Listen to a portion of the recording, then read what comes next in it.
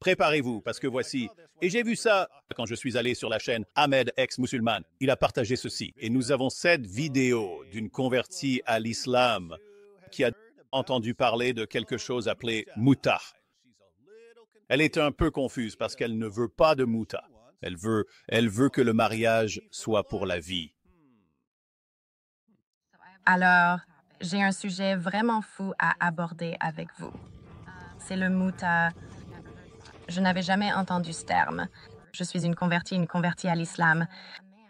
Et un homme qui vraiment m'intéressait et qui me parlait me l'a proposé. Et il m'a dit, « Hé, as-tu déjà fait un muta? » Vous entendez ça? Vous comprenez déjà, les gars? Donc, c'est une nouvelle musulmane. Elle sait qu'elle doit porter son truc autour de la tête. Et elle s'intéresse à un homme. Alors elle se dit, « Waouh, Abdul là-bas! Il est, oh waouh, quel homme fort. Je me demande s'il va m'épouser. » Et sa question c'est, « Alors, tu fais le muta? Tu veux essayer le muta? » Ce qui veut dire, « Je vais t'épouser pour la nuit, avoir des relations sexuelles, puis te divorcer. » Et si on faisait un muta? Et je te donnerai un peu d'argent. Qu'est-ce qu'il vient de lui demander? Hé, tu es nouvelle. Maintenant, tu es musulmane. On fait prostitution? Je peux t'engager comme prostituée? Mais tout est halal. Tout est certifié halal. Certifié halal. Laissez-moi revenir en arrière, parce que c'est intéressant. Il y a beaucoup de musulmans qui disent, non, l'islam n'a autorisé le mariage muta que pendant un petit moment. Il y a quelques hadiths sur cela, mais nous allons examiner cela. Et au fait, les gars, quand on se concentre vraiment sur certaines questions des connaissances communes au fil des années, il faut continuer à répéter les mêmes sujets encore et encore pour que deviennent connaissances communes. Nous sommes à un moment de l'histoire où le mariage de Mohammed avec Aïcha devient une connaissance commune. Maintenant, il y a des chaînes très populaires qui ne parlent pas beaucoup d'islam, qui disent « Qu'est-ce qui se passe? Qu'est-ce qui se passe avec Mohammed et la fillette de 9 ans ?» Donc, il y a cela. Mais c'est l'un des sujets qui, en effet, devrait devenir de plus en plus une connaissance commune avec le temps. Parce que réfléchissez à cela. Je veux dire, elle s'est convertie à l'islam et elle ne l'a manifestement jamais étudié. Parce que c'est quand même difficile de passer à côté du muta, le mariage muta.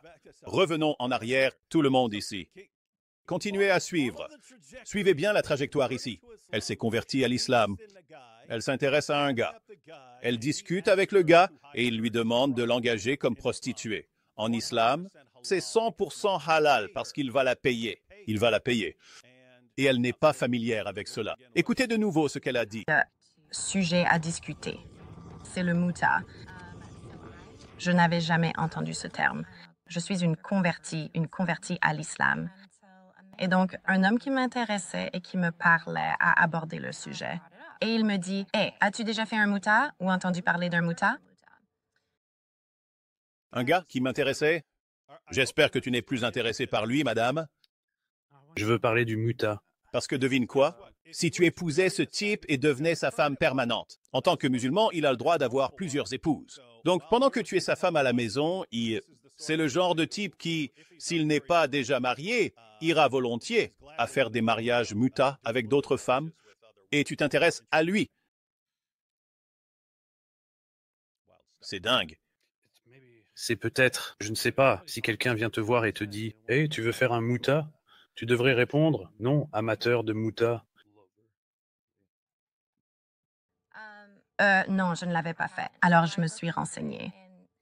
Et c'est en gros comme un mariage temporaire, en quelque sorte. Ce qui, en soi, est une sorte d'oxymore. Tu crois?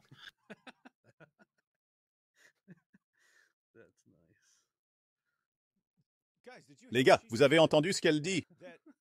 Que si un mariage est temporaire, c'est un oxymore. Le mariage est censé durer toute la vie. AP, le mariage est-il censé durer toute la vie en islam? Est-ce la règle en islam? En islam, non. Il n'y a pas de telle règle. Même pas de la part de Mohammed. Rappelez-vous, Mohammed, une fois que sa femme Saouda est devenue âgée et très en surpoids et qu'elle ne lui plaisait plus, il était sur le point de divorcer d'elle juste parce qu'elle est vieille. Je veux l'échanger contre un modèle plus jeune. Et elle a dû en fait renoncer à ses droits conjugaux en ce qui concerne ses visites, et ainsi de suite. Elle dit, « S'il te plaît, ne me divorce pas car je vais mourir de faim. » parce que les femmes de Mohammed n'avaient pas le droit d'épouser quelqu'un d'autre après lui. Donc elle aurait tout simplement été mise à la porte et laissée à elle-même pour se débrouiller dans sa vieillesse. Alors elle est parvenue à un accord. Hé, enlève-moi tous mes privilèges, mais ne me divorce pas. Assure-toi que j'ai toujours un toit et de quoi manger. À part ça, prends tout le temps que tu aurais passé avec moi et va le passer avec ta jeune épouse, Aïcha. Et le Coran l'a loué, l'a félicité pour avoir accepté de renoncer à ses privilèges conjugaux, etc., pour rester marié. Le Coran l'a loué pour cela. Et donc, c'est ce modèle de conduite. Le modèle de conduite dans l'islam. Quelqu'un qui dit « Hé, on est mariés depuis un moment, mais tu commences à vieillir. Moi aussi, je commence à vieillir. Mais tu sais, c'est moi qui ai le pouvoir ici, donc je vais me débarrasser de toi et te remplacer par un modèle plus jeune.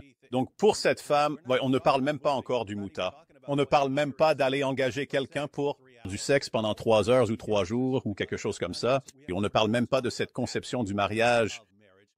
On ne parle même pas de la sourate 65, verset 4, qui parle de divorcer des filles prépubères. Donc tu épouses la fille prépubère, tu couches avec elle.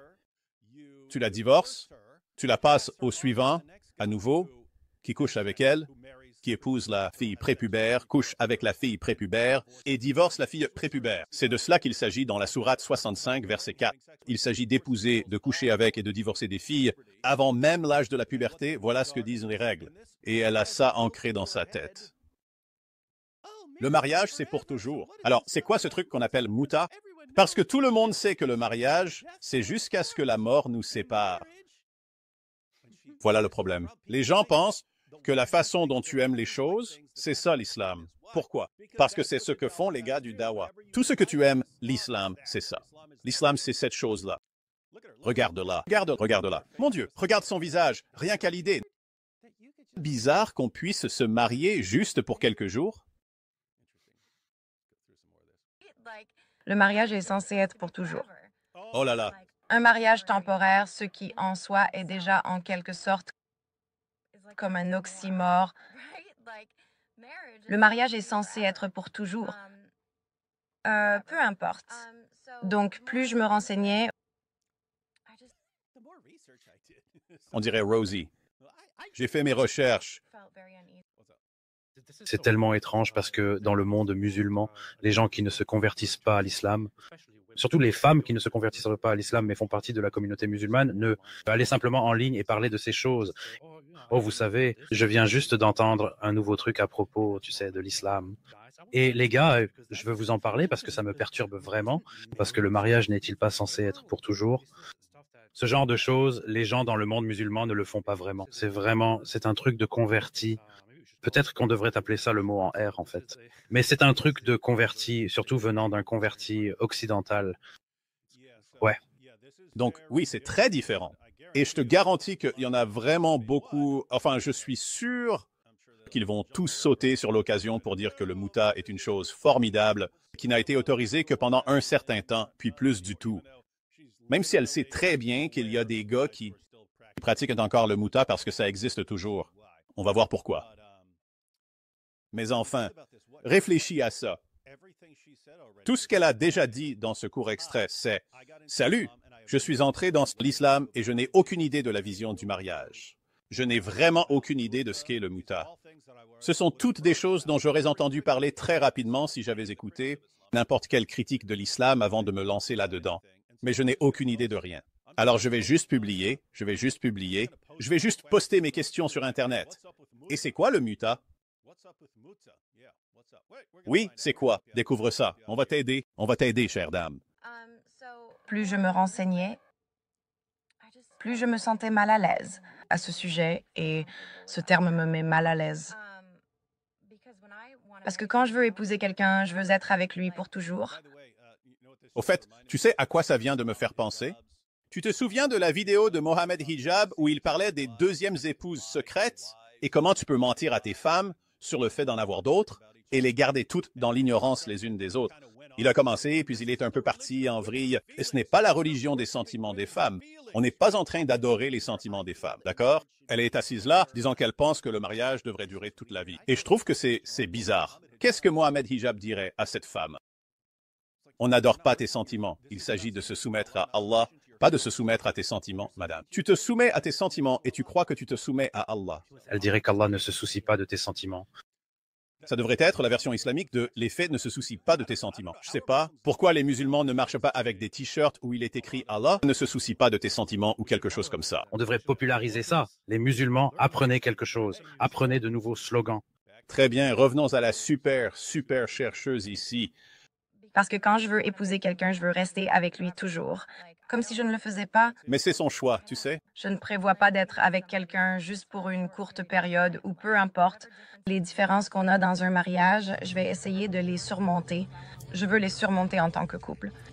Tu peux essayer de les surmonter. Une fois que c'est fait. Dieu, elle n'a aucune idée. On dirait vraiment un discours de femme faible. Évidemment, là où on parle bien des besoins sexuels des hommes, qui es-tu, toi, pour exprimer tes sentiments en tant que femme? Ouais. L'islam, c'est uniquement pour satisfaire les besoins sexuels des hommes. T'es assise en train de dire « je ressens parce que j'ai grandi dans un autre endroit où le mariage est important et blablabla ». C'est ce que je ressens. Je me suis converti à cette religion où tous mes sentiments sont complètement sans importance. Et maintenant, je suis perdu. Prépare-toi à beaucoup de déceptions, ma chère. Et il ne suffit pas de partir juste parce que c'est difficile, n'est-ce pas? Donc, et il disait, eh bien, si tu n'y crois pas, c'est ce que... Tu sais, le prophète a dit que c'était permis. Alors, tu en sais plus que le prophète? Et toi, tu crois que tu sais mieux? Oui, c'est le cas. Il a aussi autorisé ton mari à épouser plusieurs femmes et à prendre une épouse enfant de son copain de Dawa, s'il le souhaite, à avoir des concubines et à te remplacer à sa guise. Tout ce qu'il veut. Donc, s'il se lasse de toi après 6 mois, devine quoi? Tu parles à un gars qui s'intéresse au muta. C'est un gars qui aime beaucoup de variétés. Et je veux juste être marié pour lui. Quelles sont les chances que ce type va satisfait d'une seule femme pour toujours à cause de tes sentiments? Wow. La Dawa l'a dit. Je ne veux pas répondre à cette question. Parce que non, mais je ne veux pas répondre à la question. Tu en sais plus que Mohamed. Mohamed l'a dit. Les sentiments disent choses. Mohamed dit autre. Mohamed se moque sentiments. Qui a raison? Le prophète ou tes sentiments? Le prophète dit c'est permis. Alors tu en sais plus que le prophète. Et est-ce que tu aimes? Je ne veux pas répondre à cette question parce que non, mais ça me met vraiment mal à l'aise. Alors, vous peut-être, ceux qui êtes nés musulmans ou qui avez étudié plus que moi, quelles sont vos pensées et opinions sur les mariages muta? Très bien. Alors, tout le monde a compris? Elle s'est convertie à l'islam. Elle s'est convertie à l'islam. Elle s'intéresse à un gars. Oh, regarde-le. Il est tellement fort et viril. Elle commence à discuter avec lui et il dit « Hey, que penses-tu du muta? Tu veux essayer le muta? » Oh, le muta, c'est quoi? C'est quand je t'épouse 3 heures, j'ai relation sexuelle avec toi et je te donne un peu d'argent et je te renvoie. Oh, sympa. Mais je croyais que le mariage, c'était pour la vie. C'est ce que j'ai entendu d'autres personnes. En fait, Qu'est-ce qui se passe avec ça? ça ne semble pas correct. Eh bien, qui sait mieux? Toi ou Mohamed? Eh bien, je suis musulman maintenant, donc je ne peux pas dire que je sais mieux. Ok, alors tais-toi et fais le muta avec moi. Bon, laisse-moi d'abord demander au public. Dites-moi, vous tous qui regardez en ce moment, est-ce que je devrais faire le muta avec ce type? Et les gars, vers quoi pensez-vous que je devrais me convertir? Oh, à l'islam. D'accord. Bon, et maintenant? Eh les gars, j'ai entendu parler du muta. Des gens veulent faire le muta avec moi. Oui, donc je suis là pour le muta. Jade Apologetics a dit « Oh, je la connais. Regarde ses captures d'écran. » Il a donc pris des captures d'écran de commentaires sur ses vidéos. Tu es prêt pour ça? Il a pris quelques captures d'écran. Il a pris des captures d'écran de ses vidéos. Regarde ça. Tu es tellement belle. Veux-tu m'épouser? Non. Pourquoi? Je t'aime tellement. Je t'aime vraiment beaucoup. Pourquoi tu ne me parles pas? Je t'aime vraiment. Parle-moi, s'il te plaît. Regarde ça. Un gars différent? S'il te plaît, épouse-moi. S'il te plaît, épouse-moi.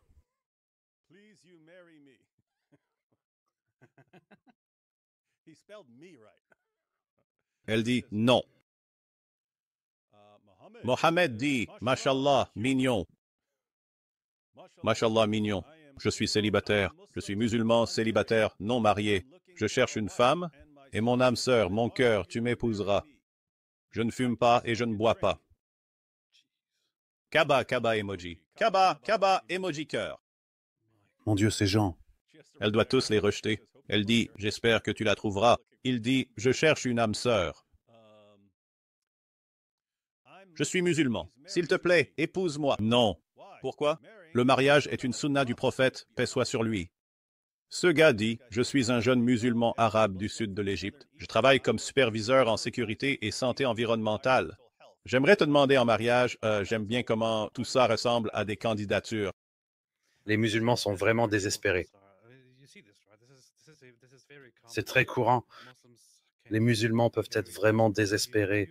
Si vous êtes je suis sérieux, si tu es une femme blanche, C'est tout. Tu es le symbole ultime de statut. tu es tellement désirable pour ces gens-là. Cependant, cela ne dure qu'un temps. Parce qu'ils vont t'adorer et se battre pour toi. Ils seraient prêts à s'entretuer pour toi. Mais une fois que tu deviens réellement l'épouse, alors les choses changent vraiment. Parce qu'à ce moment-là, pour la personne qui t'a, tout devient soudainement normal. Et alors le fait de te traiter comme une personne de seconde zone commence, et ainsi de suite. David, tu as probablement reçu des emails. J'en reçois tout le temps de ce genre de femmes qui se sont retrouvées dans cette situation, qui ont été attirées dans cela. Des centaines, voire des milliers, je dirais même des milliers. Mais pour rester prudent, des centaines. Qui disent, oui, maintenant, ma vie est ruinée à cause de ça. Et pratiquement partout où je vais pour parler, presque partout où je vais pour donner une conférence, là où j'annonce ma venue, 1 à 2 femmes viennent me voir quand je ne suis pas en train de parler et ainsi de suite. Elles me racontent leur histoire d'horreur sur comment elles se sont retrouvées. Souvent, certaines d'entre elles sont des femmes qui se sont converties, puis sont parties plus tard, une fois qu'elles ont découvert de quoi il s'agissait réellement. Beaucoup d'entre elles sont des femmes chrétiennes qui disent, « Eh bien, l'homme musulman, c'est l'histoire que j'ai entendue encore et encore des centaines de fois. Le gars musulman que j'aimais bien et qui était super sympa et avec qui j'étais très amical et on était amis depuis l'école et blablabla, etc. Et il m'a dit que dans l'islam, il est permis à un musulman d'épouser une femme chrétienne. La chrétienne peut rester chrétienne. L'homme musulman peut épouser une femme chrétienne et la femme chrétienne peut rester chrétienne. Donc il disait qu'il n'y a pas de problème qu'on soit ensemble. Donc on s'est mariés et tout allait bien jusqu'à ce qu'on ait un enfant. Et puis il y a eu de la confusion sur la façon dont on allait élever l'enfant. Et tout à coup, il a changé et c'est devenu un cauchemar et sa famille s'en est mêlée. Et ils ont commencé à insister pour que je me convertisse à l'islam parce qu'on ne peut pas laisser l'enfant être confus et ainsi de suite. Et là, je subis toute cette pression et maintenant, je ne peux plus partir parce qu'ils disent qu'ils vont garder mon enfant et tout ça. Et j'ai entendu ça encore et encore à maintes reprises. On se demande pourquoi personne ne fait jamais la moindre petite recherche sur ce dans quoi il s'engage. Bonne chance, bonne chance, bonne chance. Voyons quelques sources, mesdames et messieurs. Voyons quelques sources. Voici donc le problème. Permettez-moi, si vous le permettez, de faire un bref résumé. Les sunnites et les chiites s'accordent, au minimum, sur le fait que le muta était autorisé pendant un certain temps. C'est la norme. C'est dans toutes leurs sources. Le muta, c'est le mariage temporaire. Donc l'armée de Muhammad partait en campagne. Ils étaient très loin de leurs épouses. Et ils se plaignaient. Comment allons-nous tenir? Qu'allons-nous faire? Et il leur a permis d'engager des prostituées. Mais cela devait être halal. Il faut que ce soit certifié halal. On ne peut pas avoir des relations sexuelles avec une prostituée au hasard. Non, il faut l'épouser. Si tu veux coucher avec une prostituée, c'est possible. Tu l'épouses, tu couches avec elle et tu la divorces. Tu lui donnes quelque chose. C'est bien sa dot. Donc, c'est exactement la même chose que la prostitution. C'est de la prostitution halal. C'est de la prostitution certifiée halal. Voilà ce que fait l'islam. Il ne dit pas « Hé, maîtrise-toi, contrôle tes désirs ». Il dit « Ok, vas-y, suis tes désirs ». Fais-le simplement d'une manière islamique. Ainsi, la seule façon dont ton désir peut être satisfait, c'est par des moyens halal. Donc, ta religion devient le moyen de satisfaire tous tes désirs. On ne t'apprend pas le contrôle. Tu n'as pas besoin d'apprendre à contrôler. Tu fais les mêmes choses. Tu peux coucher avec 50 femmes. Il suffit de le faire islamique. Il suffit de le faire islamique. Voyons des sources, on va voir le problème.